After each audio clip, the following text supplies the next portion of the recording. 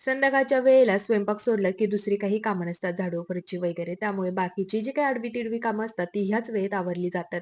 दळण आणलं होतं, पण ते पंचपात्रेमध्ये भरून ठेवायचं राहिलं होतं. पहिलं तर पीठ पंचपात्रेमध्ये भरून ठेवलं. म्हणजे काय होतं, येता जाताना ती गोण दिसली पिठाची, की मग असं वाटतं, "अरे, हे कधीचं भरलं नाही. सकाळपासून आणून ठेवलेले, पण अजून झालं नाही हे काम."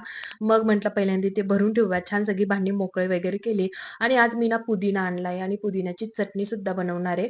पुदिन्याची चटणी बनवण्याचं आज एकच कारण आहे, कारण श्लोकला सध्या ताप येतोय 4-5 दिवस झाले. डॉक्टरांकडे गेलं, मेडिसिन वगैरे तर चालूच आहे, पण मग थोडेफार घरगुती उपाय सुद्धा केले पाहिजेत. म्हणून मग पुदिना घेऊन आली आणि पुदिनामध्ये खूप थंडावा असतो. जी काही आपली बॉडीतली उष्णता असते, ती कमी करण्यास खूप खूप मदत करतो. मग म्हटलं चला थोडीशी पुदिन्याची चटणी वगैरे बनवूयात, कारण त्याला चटणी आवडते.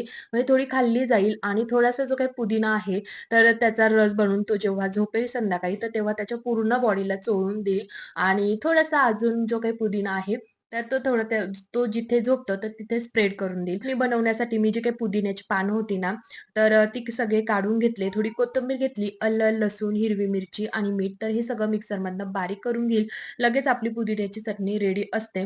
तर खूप साधी सोपी रेसिपी आहे आणि कसं होतं, लहान मुलं जेव्हा घरात आजारी होतात, तर एक आई असते ना, जर तिला कोणी सांगितलं, की "हे कर," तर त्याने त्याला फरक पडेल, तर लगेच करते. शेवटी ती आई असते.